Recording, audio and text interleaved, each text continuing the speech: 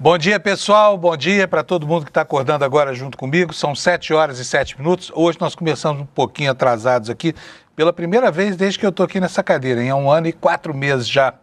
A gente teve um probleminha técnico que o nosso pessoal da técnica muito competente já resolveu e agora a gente pode começar a mostrar a semana para vocês, tá bom? E olha, foi um fim de semana super estranho, tá?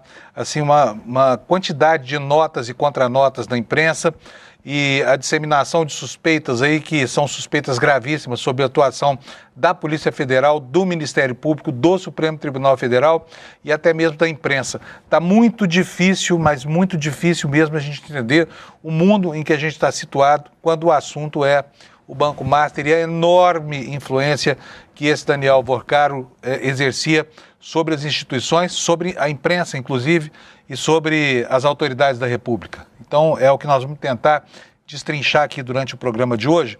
E eu vou começar dizendo que tem notas muito estranhas correndo aí pelos jornais que vão precisar, né, de uma explicação muito próxima das fontes. Por isso, hoje, eu convidei aqui para uma entrevista rápida conosco o advogado Marco Aurélio de Carvalho, que trabalha na defesa do Lulinha, filho do Lula, e também é um dos fundadores do Grupo Prerrogativas que ele coordena. Então, daqui a pouco nós vamos ter o Marco Aurélio de Carvalho aqui falando sobre a nota publicada ontem pela jornalista Mônica Bergamo, dando conta de que a Polícia Federal, pelo menos uma parte dela, pretende pedir a prisão do filho do presidente da República. E por que dessa entrevista com o Marco Aurélio? Porque falta uma explicação para a justificativa dessa história toda. Por que prender Lulinha? Na semana passada, ele deu uma explicação bastante razoável sobre a movimentação financeira da conta dele, cujo sigilo vazou, né? E acabou inundando aí as manchetes dos jornais com todo tipo de especulação e com muita exploração eleitoral, tá? Tudo que se faz hoje, você pode ter certeza absoluta, não interessa o que for nem de que lado. Tudo que se faz hoje só tem um objetivo, é o dia da eleição. É o mês de outubro deste ano que vem aí e que já produz efeitos muito grandes sobre a nossa política, sobre a sociedade, principalmente sobre a articulação dos poderes, né? E a gente vai falar sobre tudo isso hoje. Falei já sobre a nota da Mônica Bergamo, tem uma outra nota muito estranha no jornal O Globo. O jornalista Lauro Jardim, ao longo do fim de semana, falou que o ministro Alexandre de Moraes conhecia, já frequentou a mansão de 300 milhões que o Vorcaro teria lá em Trancoso. Depois o próprio ministro emitiu uma nota negando peremptoriamente que isso fosse verdade, num procedimento que, aliás, não é usual, né? Porque o Alexandre de Moraes não costuma responder a esse tipo de coisa assim imediatamente. Ele passa meses sem falar e aqui, na minha modesta opinião, fala muito menos do que deveria incluir. Mas dessa vez não, ele foi categórico e assim como fez antes, na sexta-feira, ele rechaçou informações veiculadas pela imprensa. A explicação da sexta-feira dizia respeito a outras questões. As mensagens que ele enviou por WhatsApp, que ele trocou por WhatsApp com o chefe do esquema do Banco Master, com o Vorcaro. No dia da prisão, como se sabe, ambos trocaram pelo menos 9 mensagens que agora o ministro do Supremo nega, diz que não recebeu, mas apresentou uma explicação muito complicada e meio enviesada, que logo já foi rebatida indiretamente pelos técnicos da Polícia Federal e também pelos jornalistas responsáveis pela divulgação dessas informações. Esses são os destaques do dia de hoje, e que começa assim com o pessoal que torce para o Flamengo, para o Palmeiras e por outros times do Brasil aí, muito felizes com o fim dos campeonatos estaduais de ontem. Por isso eu vou chamar aqui logo o Alex Amorim, que é o nosso especialista em futebol. Bom dia, Alex. Bom dia, Panuso. E essa camiseta aí, hein, Alex? Ó, o dia que o Palmeiras vence, ele vem com essa camiseta verde. Por isso vocês veem tão pouco ele aqui com essa camiseta verde.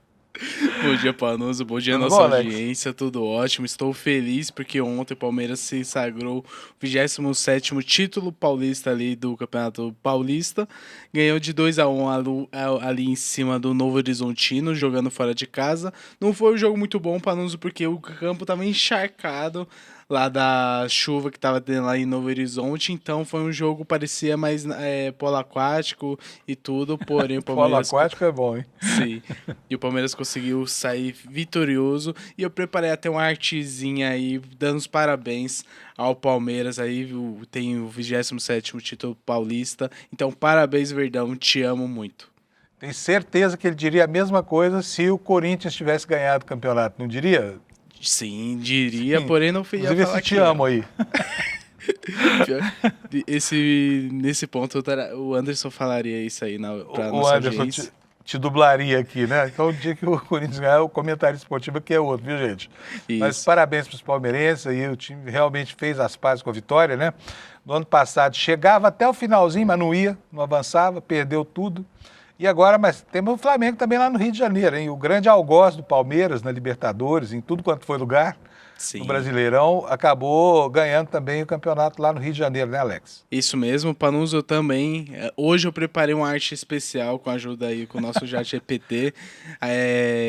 Tem todos os campeões estaduais ali. O Flamengo foi campeão carioca jogando um clássico ali contra o Fluminense. E tivemos outros grandes, o Cruzeiro, o Grêmio, o Bahia, Fortaleza, Sport, Operário, CRB, Paysandu, Misto, IAP, que o IAP do Maranhão, o primeiro título inédito ali da história, e o Barra de Santa Catarina, o William De Luca deve estar feliz ali na redação com o título. Então, parabéns também para o Flamengo, para todos os clubes que foram campeões estaduais no seu respectivo estado. Aí vocês veem como é que, quando o cara não é clubista, como é que ele faz a arte. Vocês podem observar que no mapa do Brasil só tem Palmeiras e Flamengo, com prevalência do Palmeiras em todas as regiões, né?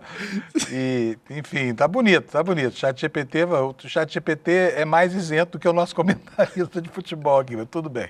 Sim. Ô, Alex, beleza. Temos mais alguma coisa, não? Apenas o Ceará isso. Também, que foi campeão, né? Foi o Fortaleza lá Fortaleza, foi o Fortaleza. Foi no clássico ali final contra o Ceará. Porém, hoje é apenas isso mesmo, por conta que está correndo o programa e está muito cheio de informações. Bom programa, Panuso. Maravilha. Brigadíssimo, então, hein? Parabéns para o pessoal do Palmeiras, parabéns para o Flamengo, parabéns para o pessoal do Fortaleza. Parabéns para você que não torce como eu para time nenhum, né? Que pelo menos a gente pode tirar um sarrinho de todo mundo sem que ninguém nos moleste, não é verdade? Tem uma vantagem nesse ateísmo futebolístico, viu? Depois eu conto para vocês como é que funciona isso aqui no ICL. Pessoal, vamos para a meteorologia? Olha, antes da meteorologia, deixa eu falar uma coisa aqui com vocês. Ontem foi o Dia Internacional da Mulher. É uma data muito importante, é uma efeméride aí que no nosso calendário ilumina um problema que tem matizado o Brasil como um país de extrema violência contra mulheres, né? E ontem foi um dia em que houve uma mobilização no país inteiro, com muita gente denunciando essa violência, e é estarrecedor o que está acontecendo. Não sei o que se passa na cabeça dos brucutus do sexo masculino, porque eles estão cada vez mais agressivos a despeito da legislação enfim, tem muita gente criticando as instituições pela maneira como tratam do problema do feminicídio e pela, na verdade, ausência de proteção às vítimas, né? Porque os números continuam crescendo de maneira assustadora no Brasil. E olha, o que acontece em São Paulo, com base nas estatísticas que foram divulgadas ontem, é algo estarrecedor. Mais de 21 mil pedidos de medidas protetivas contra esses bandidos, machões, que abusam da força física e da violência quando não conseguem o que querem com as mulheres. É uma tristeza isso, né? Uma decisão judicial a cada 4 minutos, isso só no estado de São Paulo, né? E aí a gente fica aqui pensando, é óbvio que tem muita coisa para ser feita, por exemplo, o sistema de proteção. Muitas cidades sequer têm uma delegacia da mulher, né? Há muitas cidades que têm delegacias da mulher, mas elas não funcionam de madrugada, que é a hora em que acontece o maior número de agressões. Tem muitos problemas. Agora, o comportamento dos homens brasileiros é algo de nos deixar vermelho de vergonha, sabe? Vermelho de vergonha. Porque não é possível, né, nós vemos assim, em pleno século XXI, que esses algozes, muitas vezes das próprias esposas, das próprias filhas, das netas, né? Porque tem muita agressão sexual, a maioria absoluta acontece dentro de casa e o problema não é mitigado com nada. Então, tá aí, fica aí um ponto de interrogação e fica aí também a necessidade de reafirmar que medidas como essa, né, que levaram para a rua ontem gente corajosa, que acha que o problema é sensível, né, como esses que foram participar dos atos de ontem contra essa onda, como diz aí a nossa manchete aqui, pelo fim da escala 6x1, tá? É isso, pessoal. Deixa eu passar rapidamente aqui pela meteorologia, porque, olha, hoje nós temos aqui alerta de chuva em boa parte do território, como você está vendo aí nessa página. Enfim, vou até ler aqui o alerta de mais severidade aqui para vocês. É o que está justamente sobre o centro-oeste brasileiro, né? O que ele diz aí? Olha, que pode haver chuva de entre 20 e 30 litros por metro quadrado de água a cada hora ou até 50 litros por metro quadrado de área a cada dia, com ventos que podem chegar a 60 km por hora e trazem baixo risco de corte de energia e de quedas de galhos de árvores, descargas elétricas, etc, etc, tá? Então, vou voltar aqui para o mapa e vou logo para a previsão do tempo, para a gente saber lá no seu estado, aí na capital do seu estado, como é que está a temperatura, porque fica mais pertinho de você. Porto Alegre terá 27 graus de máxima, poucas nuvens no céu, não deve chover. Em Florianópolis já deve chover, sim, muitas nuvens com chuva, máxima de 23. Em Curitiba, máxima de 19 graus, né, a frente fria, que a meteorologia diz que seria uma das mais fortes dos últimos tempos, entrou, mas não trouxe assim tanto frio, mas trouxe água, né, aguaceiro, especialmente aqui para São Paulo. E hoje São Paulo teve uma noite chuvosa e a chuva se estendeu com uma garoa agora pela madrugada e está previsto que ela continue ao longo do dia com uma máxima que não deve ultrapassar 23 graus. No Rio de Janeiro é a mesma previsão, máxima de 28. Em Vitória também a mesma temperatura, a mesma previsão. E em Belo Horizonte, fechando o sudeste, temperatura de 30 graus, muitas nuvens, trovoados isolados. E olha, volta a chover na região da Serra da Mantiqueira, lá no sul de Minas Gerais, na zona da mata, tá? Então, lá todos com os nervos da flor da pele, a população que ainda está de luto pela tragédia que aconteceu, pode ser que volte a enfrentar problemas hoje. Em Campo Grande, no centro-oeste, máxima de 31 com chuva. Em Cuiabá, máxima de 32. Em Porto Velho, 33. E em Rio Branco, 30 graus. Em Manaus também chove, a máxima vai a 32. Em Boa Vista, vai a 35. Macapá, a 29. Em Belém, a 30 graus. E em Palmas, no Tocantins, nós teremos 34 graus Celsius de temperatura. Agora vamos ver o Nordeste brasileiro. Em São Luís, Maranhão, chove bastante, pancadas durante o dia, trovoadas, 30 graus de máxima.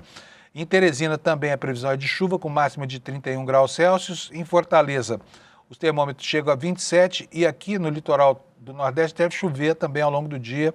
A exceção no Nordeste é essa região aqui da Bahia, do interior da Bahia, onde não deve chover, tá bom? Em Fortaleza vai fazer 27 graus de máxima, em Natal 29, em João Pessoa 30 graus, em Recife 29, em Maceió 31, em Aracaju também 31 e em Salvador 31 graus também. Essa é a previsão para o Brasil hoje, tá? E antes de chamar o Kleber Lourenço, eu já estou atrasado aqui, eu vou mostrar para vocês a capa do nosso site, do iclnoticias.com.br, que traz para você uma síntese do que foi o noticiário ao longo do fim de semana, tá bom? Começamos com uma matéria exclusiva, tá? Mostrando a vinculação que existe entre o capital que levou Vorcaro a se transformar em dono do Banco Master, tá? Dinheiro que veio em parte das mãos de um traficante julgado e condenado. E é isso que o ICL Notícias está revelando para você hoje.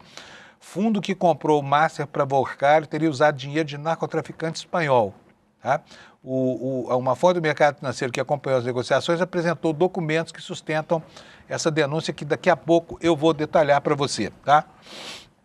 Com relação à questão da geopolítica internacional, o Brasil entra na rota, né, dos países que dão aos Estados Unidos justificativas para essa ação autoritária e despótica que acontece ao longo do mundo. E os Estados Unidos, como diz aqui a nossa manchete, olha, devem designar o PCC e o Comando Vermelho como entidades terroristas. E o que acontece quando o governo Trump identifica atividades terroristas em países aliados? Ele mete bomba, é o que acontece. Esperamos que isso não aconteça no Brasil, porque aqui a conversa é bastante diferente, né? É um país muito diferente, com outras dimensões, e é, sobretudo, um aliado histórico dos Estados Unidos. Quer dizer que a força bruta e a truculência aqui podem não ser aplicáveis, é o que a gente espera, inclusive, né? Mas, enfim, a nossa manchete aqui ressalta que essa medida transformaria as operações de grupos criminosos em alvos legítimos de ataques militares americanos, mesmo que em solo estrangeiro.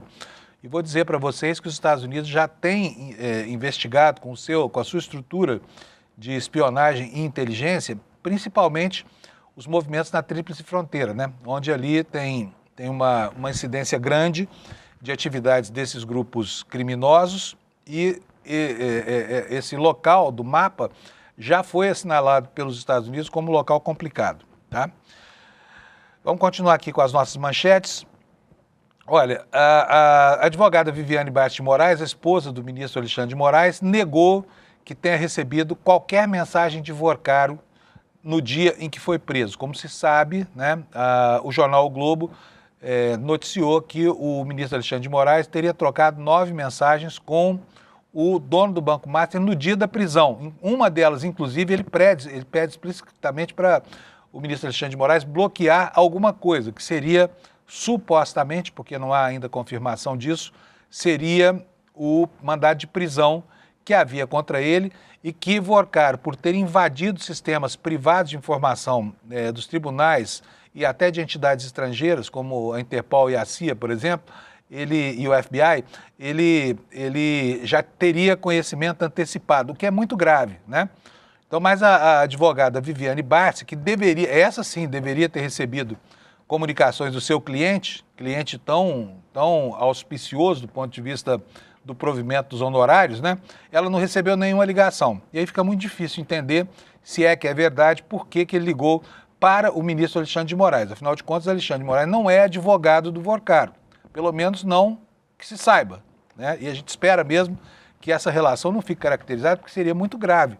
O ministro do Supremo, ao tomar conhecimento de uma informação que vazou de um processo público, né, de uma investigação pública que era sigilosa, ele recorre ao ministro do Supremo para tentar resolver o problema e o ministro não faz nada, não bota o cara na cadeia, não faz nada. Então, espera-se que isso não seja verdade. Mas o ambiente está muito estranho, mas muito estranho mesmo, e já a gente vai falar sobre isso, tá bom? O que mais nós temos aqui de manchete é a situação do governo brasileiro, uma matéria do Jamil Chad, na coluna dele, dizendo para nós que o governo brasileiro se esqueceu da questão do aborto, né, e trabalhou contra a expansão dos direitos atinentes à mulher, né, é uma matéria alusiva ao que aconteceu ontem, que foi o Dia Internacional da Mulher. Esses são os destaques na capa do ICL. Agora eu vou conversar com quem faz esses destaques, que é o grande Kleber Lourenço. Kleber Lourenço, cadê você? Bom dia, tudo bem? Bom dia, Panunzio, bom dia, comunidade do ICL, tudo bem? Tudo jóia, Kleber. Desculpa o atraso hoje, mas a gente começou tarde hoje e a gente está correndo aqui para recuperar o tempo perdido, né? Vamos lá, Kleber, pode começar pelo assunto que você quiser. Eu sugiro que seja essa relação de celular do Vorcaro com o escândalo do INSS, porque se esperava muito do que já foi liberado do sigilo. Embora se saiba hoje que só uma pequena parte do que contém esses telefones do Vorcaro foi já periciada, né? Mas conta para nós, o que saiu do telefone do Vorcaro sobre o golpe lá contra os segurados do INSS, os aposentados? Exatamente, vem chamando a atenção, eu fui lendo o material que foi disponibilizado à CPMI do INSS e seus conteúdos, dei as mensagens, as conversas de Vorcaro com a namorada e tudo mais, e algo que fica muito claro nessas mensagens nada daquele conteúdo que está ali disponível tem relação com as investigações da comissão, até o momento. Então, isso foi passado para a CPMI depois de uma análise feita pela Polícia Federal. O próprio presidente da comissão, o senador Carlos Viana, chegou a se manifestar publicamente afirmando que, primeiro, o material que estava, antes de tudo, em posse de Alcolumbre, porque esse material a CPMI tinha conseguido a quebra dos sigilos. Esse material era para ir para a CPMI, não foi para a mesa do Alcolumbre. Da mesa do Alcolumbre, depois, com a mudança do relator do caso para o ministro André Mendonça, esse material saiu de lá e foi para a Polícia Federal. Segundo o senador Carlos Viana, estava sendo realizado um filtro da PF das informações que eram relevantes para a comissão, e após esse filtro seria encaminhado esse material para a comissão. E o que aconteceu foi que, aparentemente, com base no que a gente tem de relato do próprio senador, é claro, foi realizado esse filtro e o que foi mandado para a comissão não tem nenhuma relação com o objeto de investigação. A única conversa, em sua integralidade, que foi encaminhada para a comissão foi a conversa do Vorcaro com a sua namorada. Então, namorada, né, eles já não estão mais juntos.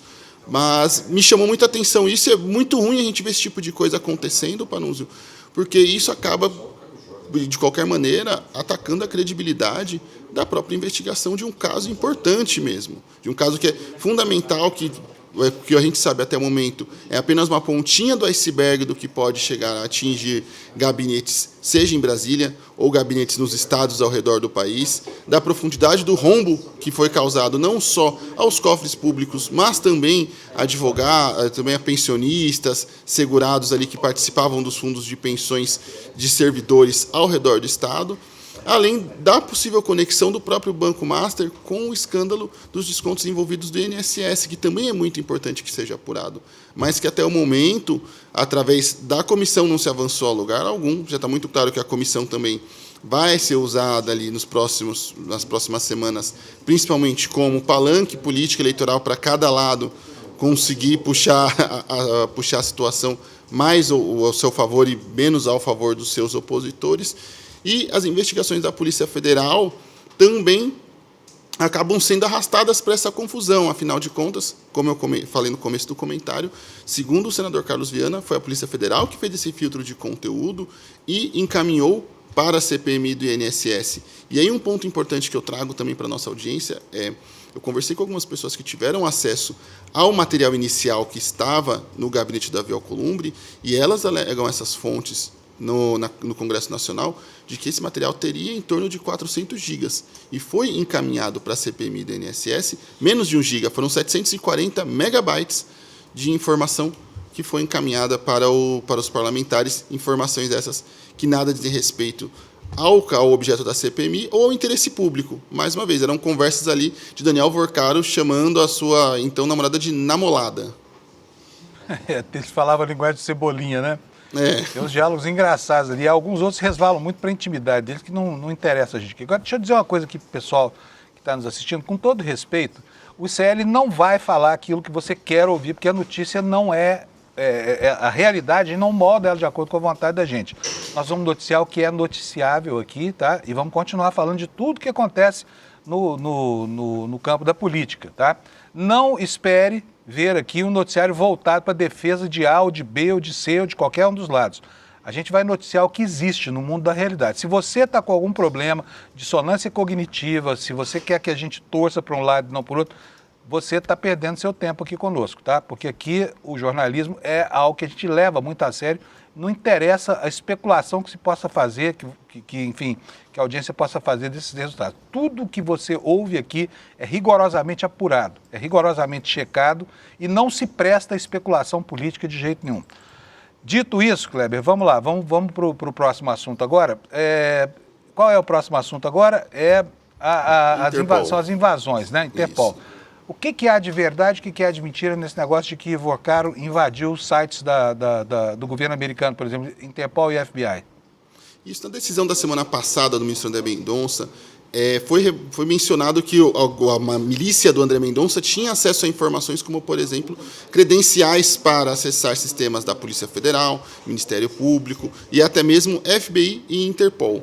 Eu tentei contato com o FBI, até o momento não tivemos esse retorno, mas consegui conversar também com a Interpol e eles deram um retorno afirmando que não confirmam qualquer tipo de acesso indevido aos seus sistemas. Então, na verdade, eles negam isso de forma muito objetiva, que não tiveram acessos indevidos, seja por hackeamento ou pela obtenção de credenciais de servidores da instituição que estavam disponíveis em fóruns da Deep Web. Então, também temos mais uma situação ali dentro do caso Master que gera discussão e controvérsia. Nós temos a Polícia Federal com o seu relatório ao André Mendonça, afirmando que a milícia do Vorcaro tinha acesso a esses sistemas, e agora nós temos a Interpol negando que a milícia do Vorcaro tenha realizado qualquer tipo de acesso aos seus sistemas. Mais uma confusão ali para se resolver, para ser discutida também de forma muito séria e que, mais uma vez, como eu venho repetindo aqui, compromete todo o andamento do caso. É muito grave o que a gente está vendo, essa bagunça que virou nos últimos dias.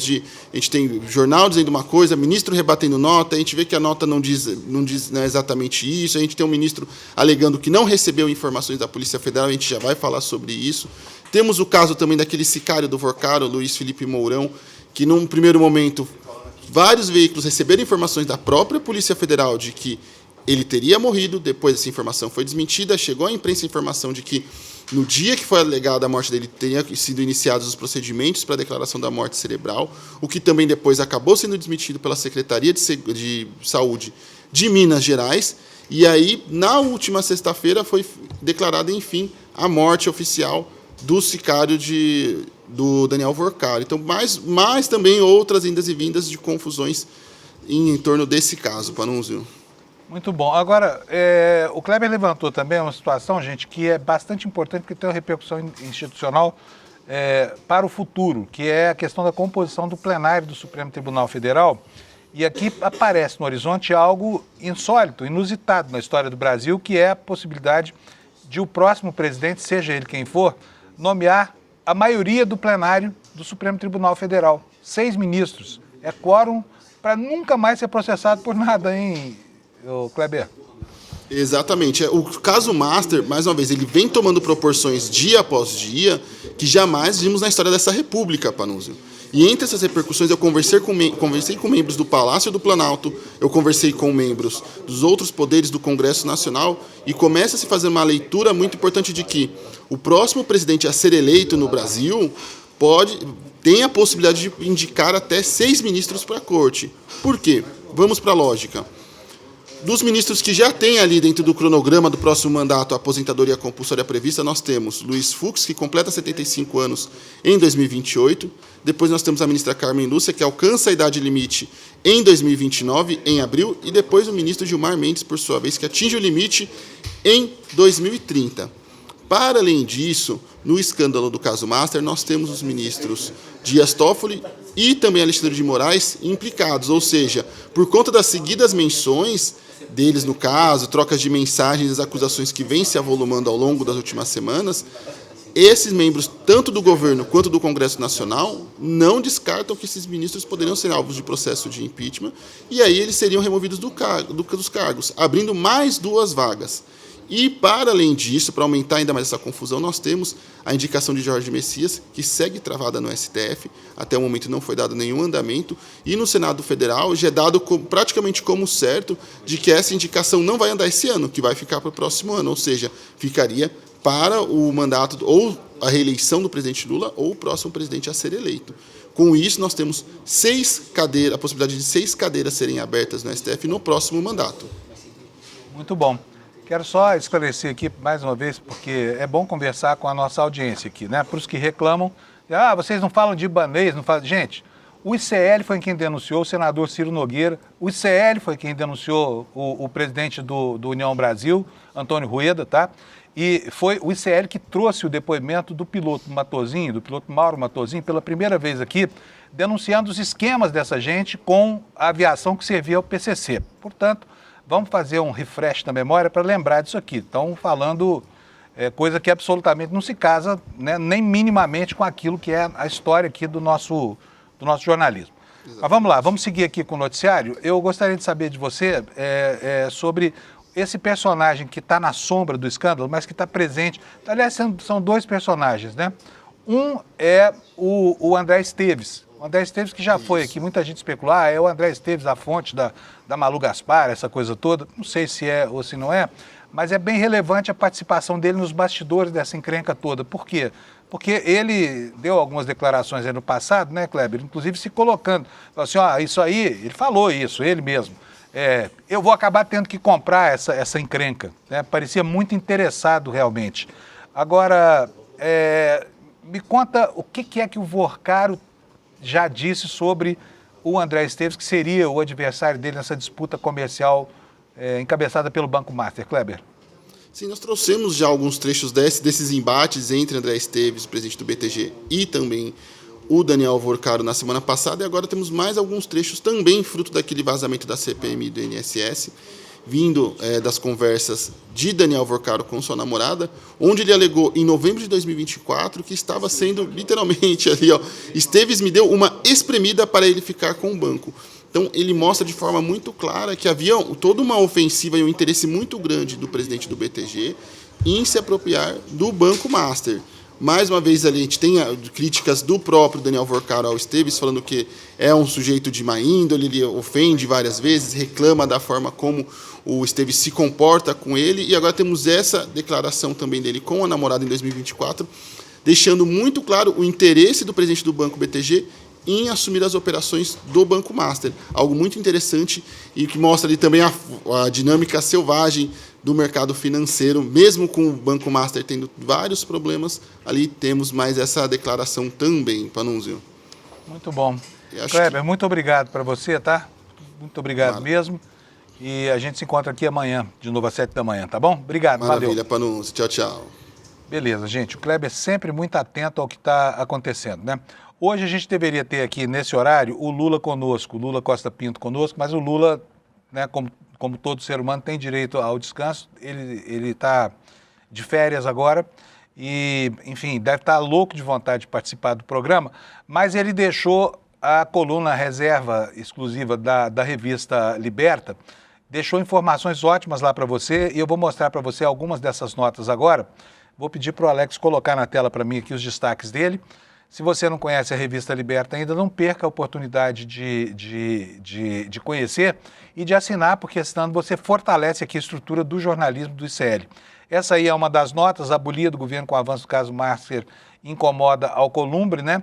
Líderes da base temem desgastar o político, né? Aí essa nota, que na verdade é uma reportagem do Lula, ajuda a entender como é que está se dando a articulação da Operação Abafa que se dá lá no Congresso Nacional em torno da investigação dos escândalos do Banco Master pelo Parlamento Brasileiro, né? As 3 CPIs que estão lá com assinaturas em número suficiente não andam, entre outras causas, por causa da vontade desse senhor que está aí nessa foto ilustrando a nota do nosso querido Lula na coluna dele na revista Liberta. Próxima nota, por favor, Alex. Vamos lá. Uma das 6 irmãs, olha aí, a família Bravanel, que já tentou entrar na política muitos anos atrás, lá nos anos 80, quando Silvio Santos ameaçou ser candidato à presidência da República, agora terá mais um dos seus integrantes provavelmente aí disputando as urnas. Será que vai dar certo? Será? Ao que tudo indica, pelo menos o legado do pai não recomenda essa experiência, né? Vamos ver o que vem por aí. E agora a última nota que eu vou ler para vocês aqui, um trechinho. Olha, essa é uma história que precisa ser melhor contada, né? Uma casa na Ilha Grande que acabou virando uma disputa que parece ser mesmo um processo de grilagem de um imóvel que é objeto da cobiça de Flávio Bolsonaro. Um caso que se arrasta há muito tempo e aqui o Lula está atualizando as informações. Você fica sabendo tudo sobre isso na nossa Revista Liberta. E como é que você chega à Revista Liberta? revistaliberta.com.br, tá? revistaliberta.com.br. Essas são, então, as informações que o Lula deixou para a gente. Agora vamos retomar aqui o noticiário. Já nós vamos ter o advogado Marco Aurélio de Carvalho conosco aqui explicando coisas estranhas que aconteceram ao longo do fim de semana.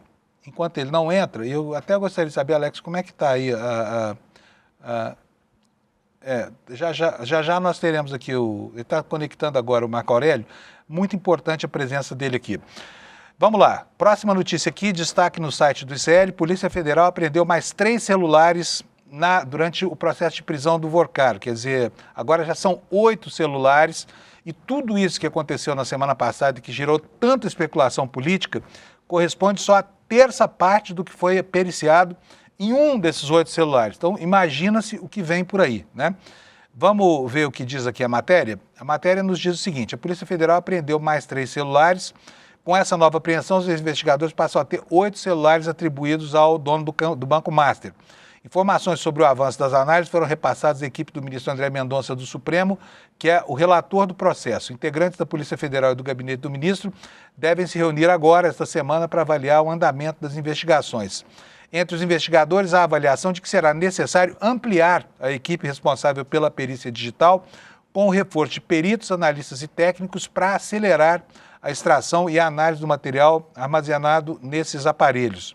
A nova prisão de Vorcaro, diz aqui a nossa reportagem, foi determinada por Mendonça após a análise de mensagens encontradas em um dos celulares do empresário, que indicam ameaças, tentativa de corrupção e esforços para interferir em decisões regulatórias. A Justiça também determinou o bloqueio de cerca de 22 bilhões das pessoas ligadas a esse caso, tá? Próximo destaque aqui no nosso site essa matéria. Olha, essa aqui é importantíssima, essa é uma matéria exclusiva, você vai ler só aqui no ICL, tá? Então, veja bem, um fundo que comprou o Banco Master usou dinheiro de um narcotraficante espanhol que está condenado, cumprindo pena aqui no Brasil, que é essa figura aí da foto, tá? Vamos lá, a matéria é do Flávio VM Costa e da Alice Maciel, repórteres especiais do nosso site.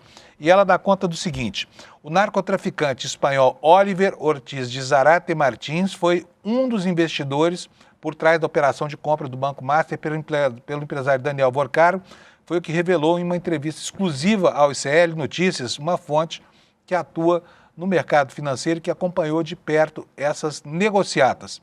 A reportagem teve acesso a documentos de transações financeiras, além de autos de processos judiciais e registros da CVM, a Comissão de Valores Mobiliários, que corroboram essas afirmações. Morador de um condomínio de luxo da Barra da Tijuca, na zona oeste do Rio, onde foi preso em 2013, o traficante Oliver Ortiz foi condenado por lavagem de dinheiro e tráfico internacional de drogas. No ano passado, a Polícia Federal notificou o criminoso de que ele seria expulso do país depois de cumprir a pena que foi determinada pela Justiça Brasileira. E de acordo com a fonte que informa o ICL, o elo entre esse narcotraficante e o Daniel Vorcaro é o operador do mercado financeiro Benjamin Botelho de Almeida. Ele é apontado pela PF como sócio oculto e operador financeiro de Vorcaro nos Estados Unidos. Botelho mantém vínculos com a corretora Sefer Investimentos, é a antiga Foco Distribuidora de Títulos e Valores Mobiliários, que foi alvo em janeiro da segunda fase da Operação Compliance Zero, sob suspeita de integrar um esquema de repasse de recursos para negócios ligados à família de Vorcaro. Uma offshore das Bahamas, ligada a esse fundo Sefer, foi aberta 9 dias depois de o Banco Central ter liquidado o Banco Master.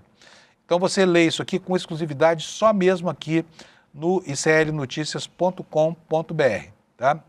Seguindo com o noticiário, o Jamil Chad ontem, aproveitando a efeméride do dia 8, atualizou as informações sobre como o governo brasileiro tem se comportado junto aos organismos internacionais no equacionamento de problemas tão graves que o Brasil vive hoje em relação ao respeito à mulher, né? E ele nos brindou ontem com essa manchete. Infelizmente, o tema é horrível, porque deixa aqui a impressão de que o governo brasileiro está devendo em relação a coisas que a sua base esperava dele, com as quais se comprometeu. Vamos ler aqui a manchete da matéria do Jamil.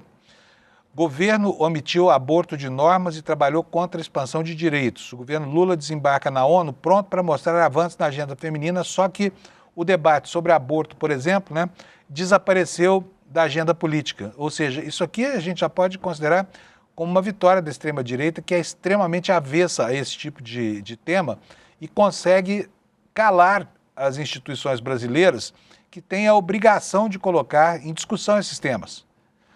A reportagem diz o seguinte: o governo brasileiro desembarca em Nova York essa semana para a reunião anual da Comissão da ONU sobre a Situação das Mulheres, carregando a vitrine do enfrentamento ao feminicídio, empoderamento das mulheres, escondendo o terror vivido pelas meninas mais vulneráveis. Mas a participação do Brasil causa um profundo mal-estar entre alas mais progressistas que alertam que, vestido com o manto da pauta dos costumes, o debate sobre o aborto tornou-se do governo atual um tema proscrito.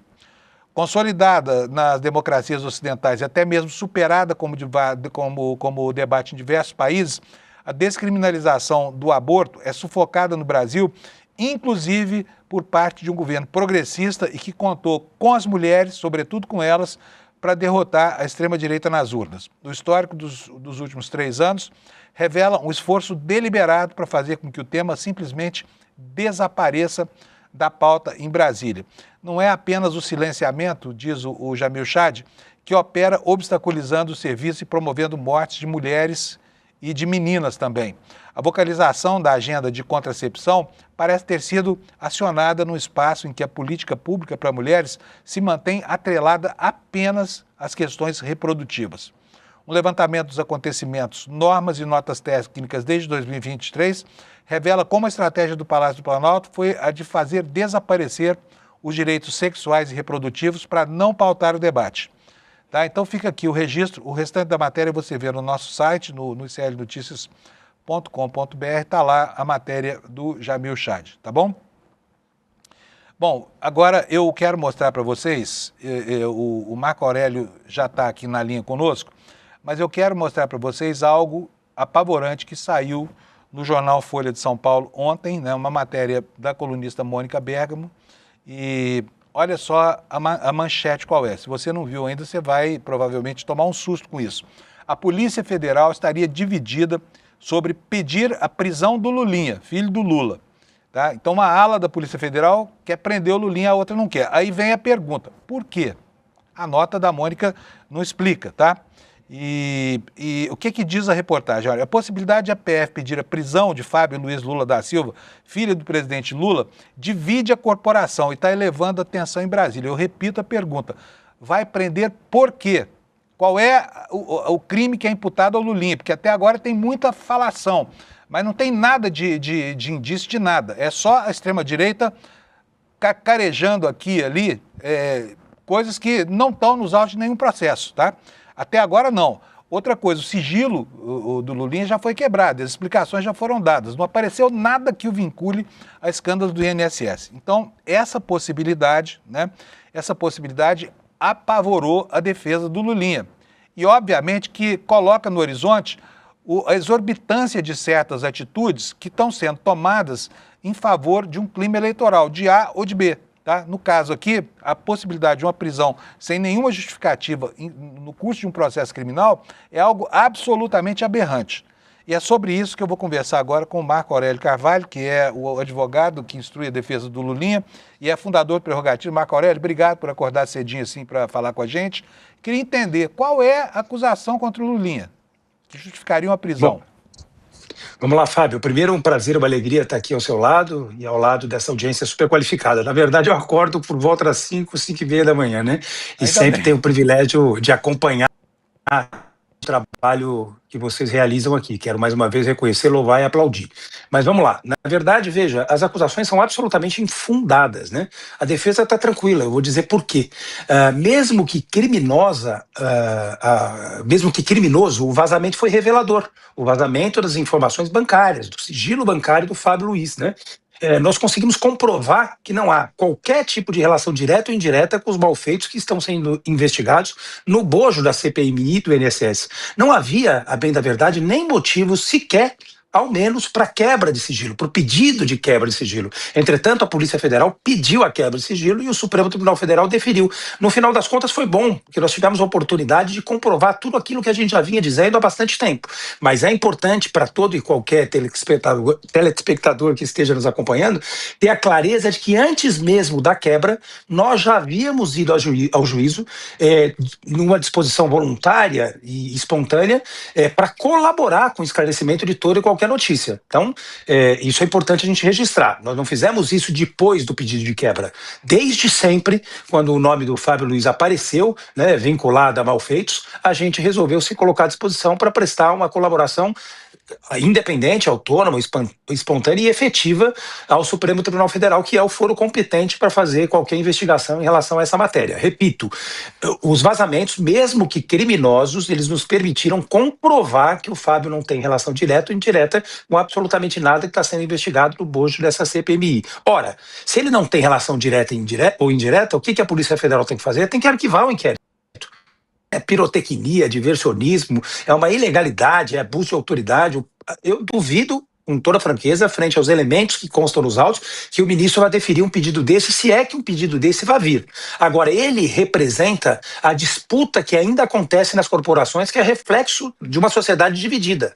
Infelizmente, essas instituições foram capturadas no governo Bolsonaro por interesses políticos e eleitorais. E nós estamos disputando essas instituições. O presidente Lula devolveu a Polícia Federal, a CGU, a Receita Federal, como instituições de Estado para o Estado brasileiro. E o presidente Bolsonaro, ao contrário, a diferença entre um e outro é continental, ele mudou o diretor da Polícia Federal 5 vezes para blindar os parças, né? Para blindar a milícia com a qual ele governava o país. Ele mudou superintendentes da Receita, ele interferiu em investigações da CGU, ele tirou o ministro da Justiça, enfim, um senador patético que hoje voltou a sentar no colo dele, enfim, Sérgio Moro, né? Esse ex-juiz que atuou de forma escandalosamente parcial e criminosa nos processos, enfim, do presidente Lula.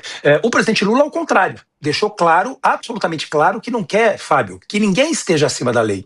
Nem ele, nem o seu filho, nem adversários, nem aliados, mas também não quer e não pode permitir que alguém esteja abaixo dela. O presidente deixou isso muito claro. Seguindo a recomendação do presidente Lula, o seu filho, através da defesa, se colocou à disposição para prestar todo e qualquer esclarecimento. Portanto, caso eventualmente seja verdadeira a notícia seguramente veio de uma jornalista muito séria, que evidentemente merece credibilidade, né? Mas isso revela um absurdo contra o qual todos nós temos a obrigação de nos insurgir. Já não é mais o caso do Fábio. Isso, enfim. Ô Marco, agora eu queria entender qual a justificação, porque é o seguinte, a prisão de alguém é algo muito grave. E aí, o que você relata é a apropriação ideológica de uma fração da Polícia Federal que estaria fazendo uso do processo para criar factoide político. É isso mesmo que eu entendi? É uma ala bolsonarista da Polícia Federal? Não há a maior dúvida, mais do que bolsonarista, é uma ala lavajatista, porque esse é um sentimento lavajatista, que de alguma forma conviveu por conveniência e hipocrisia com o bolsonarismo, né? Vamos lembrar que o bolsonarismo é filho legítimo do lavajatismo, é filho de pai e de mãe, Sérgio Moro e Deltan Dallagnol, é filho legítimo, enfim, do que houve de pior na história do nosso sistema de justiça. Então, é um sentimento, mais do que bolsonarista, lavajatista, que convive com o bolsonarismo por conta de circunstâncias políticas, enfim, por conta de objetivos comuns na esfera eleitoral. Mas veja, isso não nos assusta. Eu quero dizer que se a oposição achava que tinha uma bala de prata contra o governo ou contra o filho do presidente Lula, talvez agora tenha se deparado com uma bala de festim, né? Ou para nós que já estamos chegando ou passando dos 50 anos, né? Uma bala soft com a qual ela vai engasgar. Não tem a menor dúvida, isso vai entalar na garganta da oposição. Que seria um tiro pela culatra, para usar uma metáfora mais adequada, né? Um tiro pela culatra. Quero repetir, Fábio, aproveitar essa super audiência sua e do ICL, enfim, quero repetir que o Fábio não tem nenhuma relação, direta ou indireta, com os malfeitos que estão sendo investigados no bojo da CPMI e do INSS. Quero dizer também que é uma manipulação clara da suposta movimentação do Fábio, que nunca chegou perto dos chamados 19 milhões, tá? Há, inclusive, uma fantasia em relação a isso, acho que você sabe bem. Eu vou dar um exemplo para quem está nos acompanhando, nos dando a honra e a alegria da sua audiência. Se por acaso nós tivermos 100 mil reais numa determinada aplicação e formos transferir para outra, o COAF já lê que houve uma movimentação de 200, de uma conta para outra. Se eu baixar dessa conta para pagar boleto, o COAF já lê que teve uma movimentação de 300 mil reais. Então, o resultado da movimentação financeira do Fábio seguramente está muito longe como resultado desses 19 milhões. E ele é resultado da venda de uma empresa, do recebimento de um adiantamento de legítima, do recebimento de dividendos de aplicações por conta da venda dessa empresa e também do recebimento de uma herança da dona Marisa, que foi uma das grandes vítimas da Lava Jato e do lavajatismo. Só para a gente encerrar rapidinho, Marco, me conta uma coisa. Como é que você está vendo esse fenômeno dos vazamentos? Porque os vazamentos realmente estão gerando um efeito muito deletério na institucionalidade, especialmente no âmbito dos investigadores e do Poder Judiciário. Como é que você está vendo esse processo de informação baseada só em vazamento? Olha, é importante dizer, primeiro, que não há paralelo possível com a Lava Jato. Mas há algumas semelhanças, e nós estamos falando de uma semelhança importante. Vazamentos criminosos selecionados com o objetivo de desconstruir a imagem de determinados alvos na opinião pública para facilitar, eventualmente, medidas abusivas. Nós vimos isso no que houve de pior no nosso sistema de justiça, que foi a Lava Jato. Vazamentos criminosos, clandestinos para determinados específicos portais. Uma relação absolutamente promíscua que esses portais têm com essas fontes dentro da Polícia Federal e na CPMI do INSS. Nós tomamos providência. Quero dizer, com toda a franqueza, que nós temos que reconhecer o trabalho do delegado-geral, André, pelo Lula, uma pessoa extremamente íntegra, uma pessoa séria, mas que tem um desafio, que é enfrentar a divisão dessa corporação que fica, na verdade, surfando entre interesses e conveniências de cunho eleitoral e, na verdade, o espírito público que deveria ter para, ao assumir essas funções, exercer bem as suas tarefas. Então, ele está realmente num momento difícil, mas acho que ele está à altura dessa responsabilidade. Nós representamos, pedimos para ele investigar, pedimos para o ministro André Mendonça investigar, pedimos para o ministro Flávio Dino investigar e quero crer que essas investigações vão chegar nos responsáveis e vão tentar, de alguma forma, inibir situações parecidas no futuro. Marco Aurélio, muito obrigado aqui pela entrevista, esclarecendo esses pontos tão importantes aqui dessa situação e ressaltando para nós o caráter político e ideológico que tem essa atuação. Um abraço para você, brigadíssimo, tá? Outro grande, foi um prazer, um abraço.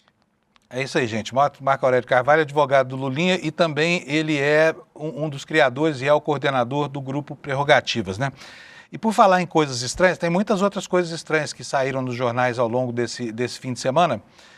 Uma delas é essa informação aqui na coluna do Lauro Jardim. Deixa eu mostrar para vocês rapidinho aqui, porque só tem mais um minutinho. A informação do Lauro Jardim dá conta do seguinte, olha só, o ministro não era apenas a mansão brasiliense de Daniel Alvorcari, que aqui é uma afirmação categórica, não era apenas a mansão de Brasília de Daniel Alvorcari que Alexandre de Moraes frequentava.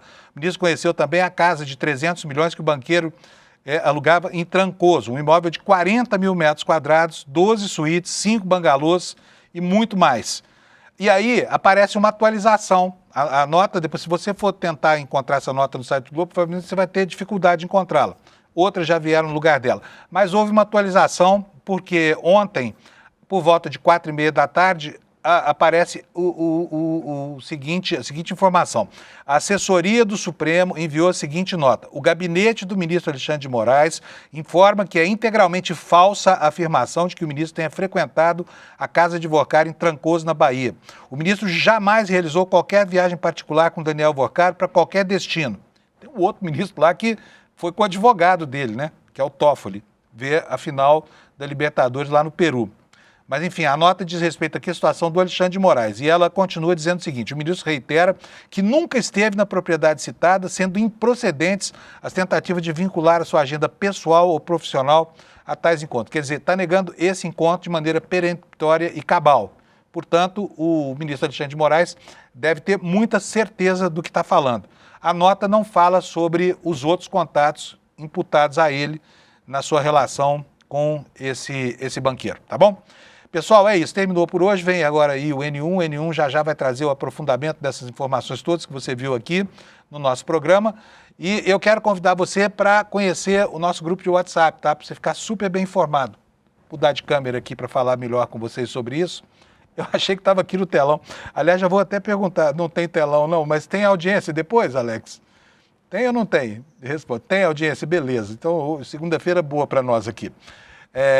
O que é que eu vou te convidar hoje? Para entrar no nosso grupo de WhatsApp, o grupo do ICL Notícias, entra lá, você vai falar conosco aqui da redação, vai trazer suas sugestões, vai conversar com a nossa equipe e vai receber a melhor informação que existe hoje disponível em todo o sistema brasileiro de comunicação, tá bom? Não deixe de conhecer, vem aqui, olha, icl.com.br/grupo e você entra no nosso grupo de WhatsApp, tá? Quero desejar para vocês uma ótima semana, excelente segunda-feira, e a gente volta aqui amanhã às 7 da manhã para continuar essa... a audiência, tá aí, ó. De novo nós lá no Primeirão, graças a você que nos dá esse prestígio todo. Muito obrigado para você e até amanhã, 7 da manhã nós estamos aqui de novo. Tchau. Eu não hago apologia da pobreza, hago apologia da sobriedad. Sería bueno incorporar ese concepto. Es lógica porque no se le puede decir no a la vida. Sí, porque vos podés decir Cardoso es de derecha. Sí, pero no podés poner a Cardoso con Bolsonaro.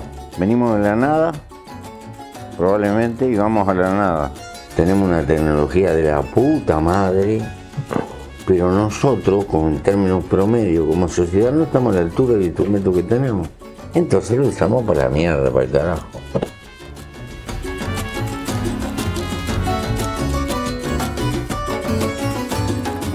Cosa, y vos decís, ¿cómo llegué?